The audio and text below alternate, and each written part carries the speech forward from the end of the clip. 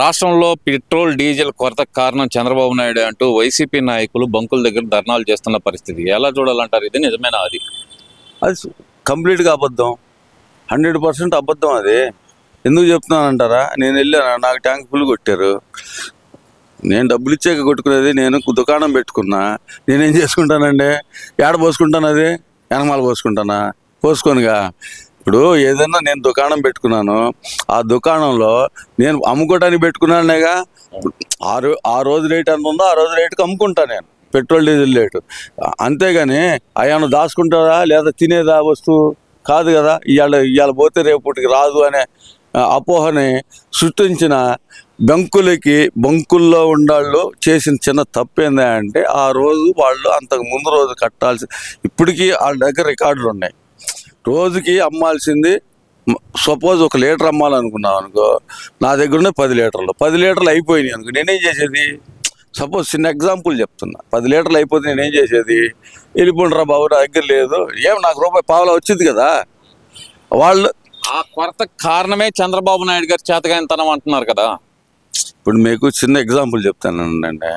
నేను రోజు ఒక ఆటో ఆయన 100 రూపాయలు కొట్టించుకొని సాయంత్రం దాకా తిరుగుతాడు. అట్లాంటి వాడు 500లకు కొట్టించుకున్నాడు. ఒక బస్ డ్రైవర్ కానీ ఎవరైనా కానీ లారీ డ్రైవర్ కానీ 100 లీటర్లు కొట్టించుకొని నెక్స్ట్ బంక్లోకి వెళ్ళి అయిపోయే టయానికి మళ్ళీ కొట్టించుకునేవాడు. ఎక్కడేమైంది? 400 లీటర్లు కొట్టించేశాడు. అంటే ఇంకా 4 లారీలకి 100 వచ్చాయిగా. సింపుల్. కానీ అది ఎట్లా జరిగిందంటే ఆదివారం రోజు జరిగింది. మీరు సింపుల్గా మీరు చూసుకోండి, ఆదివారం రోజు జరిగిందా లేకపోతే ఏ వారం రోజు జరిగింది? ఆదివారం బంకులు రావు అన్న పెట్రోల్ డీజిల్ రాదన్న సంగతి అందరికీ తెలుసు.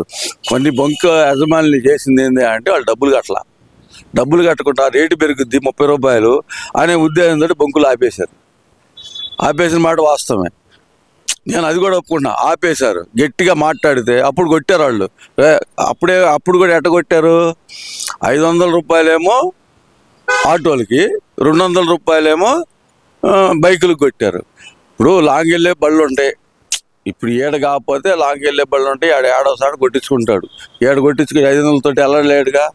రోజుకు వాడేది 100 రూపాయలని 500 రూపాయలు డీజిల్ కొట్టించుకుంటే బంకుల్లో పెట్రోల్ ఎక్కడి నుంచి వస్తుంది? వెనకాడికి ఉంటుందా? ఉండదు కదా. నిన్న చూసా నేను అన్ని బంకులు, గుంటూరు సిటీ మొత్తం తిరిగి చూసా. నాకేం దోలని కాదు. వాళ్ళు ఈగలు తోలుకుంటున్నారు. ఎందుకు తోలుకుంటున్నారా అంటే, బళ్ళ నిండా ఉంది పెట్రోలు. ఆడకెళ్ళి నువ్వు ధర్నా చేయాల్సిన పని ఉంది. ఒకటి అంటున్నాడు, క్యాన్ తీసుకురా, క్యాన్లో కొడతారని. వాళ్ళు ధర్నా చేయడానికి కోసమనే, లేకపోతే ఒక చిన్న అపోహ సృష్టిస్తాను నేను. ఇప్పుడే సృష్టిస్తున్నా. అది కాదు బాబాయ్, వాళ్ళు ధర్నాలు చేసే పరిస్థితి వచ్చేదాకా ప్రభుత్వం చర్యలు తీసుకోలేకపోవడం చేతగానితనమే అనుకోవచ్చు అంటారా? మరి వాళ్ళు చేతగానితనం కాదబ్బా. 1 గంటలోనే అయిపోయింది, 2 గంటల్లోనే అయిపోయింది. ఇవాళ ఎక్కడైనా ఏ బంకు దగ్గరైనా లైన్ ఉందా? లేదు. కళ్యాణ దొబ్బినాయి నీకు. మీరు చేసిన అరాచకం వైసీపీ వాళ్ళు చేశారు. నేను ఇప్పుడే చెప్తున్నాను, వినండి. నేను ఇప్పుడు చెప్తున్నాను, 1 వారం రోజుల పాటు మా మందు షాపులు బంద్, రావు, 1 వారం రోజుల పాటు నీళ్లు రావు అని చెప్తే ఏం చేస్తారా మీరు? అట్లా ఎగబట్టం కాదు. సాయంత్రానికి వాడు 4 రోజులు అమ్మాల్సింది, 4 రోజులు అమ్మాల్సిన మైండ్ షాపు వాడు 1 రోజులో అయిపోద్ది. అది లోపలికి వెళ్ళి కూడా దోలాడుకొని వస్తారు. అట్లాంటిది పోయి ఈ చిన్న లాజిక్లు ఎట్ట మిస్ అవుతారా సామె మీరు? ఇప్పుడు రేపు నుంచి వాడికి ఏముండదు, రాదు. ఇవన్నీ ఒక ఎత్తు అనుకుంటే కనుక అంబటి రాంబాబు శపథం, వైఎస్ రాజశేఖర రెడ్డి సమాధి సాక్షిగా శపథం, కూటమి ప్రభుత్వాన్ని కూలుస్తాం, జగన్మోహన్ రెడ్డిని గద్దెనెక్కిస్తామంటూ ఎలా చూడాలంటారు దాన్ని? మరి నువ్వు ఎక్కడా స్వామి? నిన్న అందగా శ్యామల మాజీ ముఖ్యమంత్రి అని నువ్వు గద్దెనెక్కు, ఎక్కే సత్తా ఉందా నీకు? అంబటి రాంబాబు ఇప్పుడు సమాధి దగ్గర శపథం చేసినంత మాత్రాన మంచి పనులు చేస్తుంటే అసలు ఎందుకు ఓడిపోయాడు నువ్వు? 150 సీట్ల నుంచి 11 సీట్లకి ఎందుకు వచ్చాడు? అదొకటి చెప్పు నువ్వు నాకు. మనం మంచి పనులు చేయలేదు కాబట్టే కదా, వచ్చే చేస్తామనే నమ్మకం లేదు కదా ప్రజల్లో. ఆ నమ్మకం నువ్వు కలిగించుకోవాలి. నమ్మకం కలిగించుకోవాలంటే వస్తే రఫ్ నరుకుతాం, రాంగాల్ని జైల్లో పెడతాం, లేదంటే మమ్మల్ని ఏదో అంటారు కదా, ఎవడేస్తాడు నీ ఓట్లు? నీకేసే సినిమా ఉందా చెప్పయా?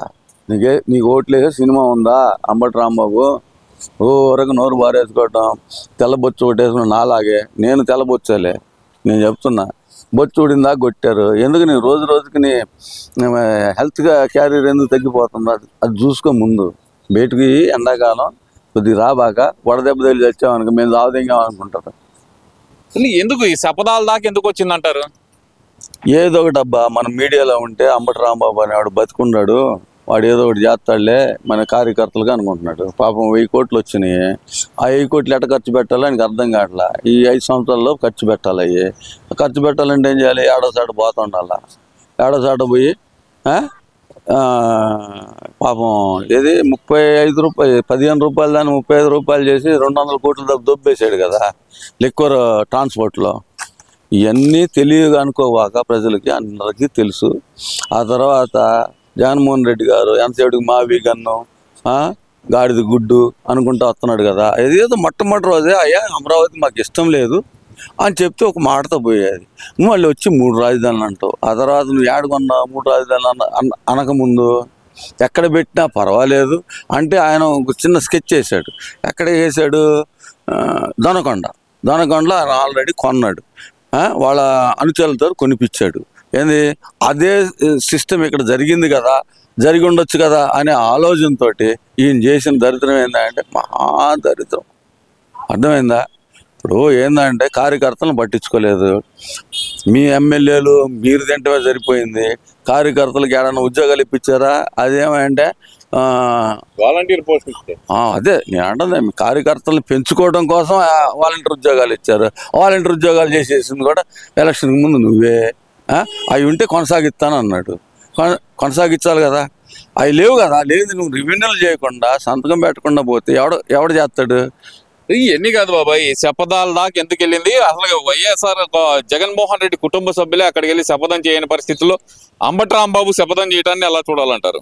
ఏవో జగన్మోహన్ రెడ్డిని పక్క పంపించేసి ఈయన ముఖ్యమంత్రి అవుతాడేమో దానికోసం పోయాడేమో అనుకుంటున్నాను. ఇంకా అంతకంటే ఏం చెప్తాం ఆయనకి ఏంది? ఇప్పుడు ఆల్రెడీ ఒకసారి జైలుకు పోయి వచ్చాడు, ఇంకొక కేసు మీద పోయాడు. వస్తా దారిలో ఏదో ఒకటి చేయాలి కాబట్టి అది చేసి వచ్చాడు. అక్కడ కూడా ప్రెస్ మీట్ లో మాట్లాడతాం మీ రెడ్ బుక్ మా ఇంట్లో కుక్కలు కూడా భయపడమని చెప్పి సేమ్ డైలాగ్ రిపీట్ చేస్తున్నారు. మరి ఇప్పుడు రెడ్ బుక్ చూస్తే ఉచ్చబడుతున్నాయి కాబట్టి రెడ్ బుక్ పేరు ఎత్తున్నావు. లేదనుకోండి నువ్వెందుకు పేరు ఎత్తా పని? ఆ పేరు నువ్వు తప్పు చేయనప్పుడు నీకెందుకు రాబాయి? నీకేందంత బాధ? నువ్వు తప్పు చేయలేదు. రెడ్ బుక్లో ఏం రాసింది? ఎవడైతే తప్పు చేశాడో, ఎవరైతే అనవసరంగా కేసులు పెట్టారో వాళ్ళ కోసం అని చెప్పాడు. అంతేగాని అంతేనా? అంతే కదా రెడ్ బుక్లో రాసింది. ఎవరైతే ఏమంటారు, కొవ్వెక్కి కాదు. ఇప్పుడు రాజ్యాంగ విరుద్ధంగా మాట్లాడిన వాళ్ళ మీదే పెట్టారు. అంతేగాని నువ్వు ఏడన్నా చేసావా? నువ్వు సంజనా సుఖాన్ని ఏదో సుఖపడతా ఉండవు కదా. సుఖపడు, ఏముందాడా? మధ్యలో వాళ్ళు ఇప్పుడు అది కూడా పని చేయట్లేదు అంట. ట్రీట్మెంట్కి పో. Thank you.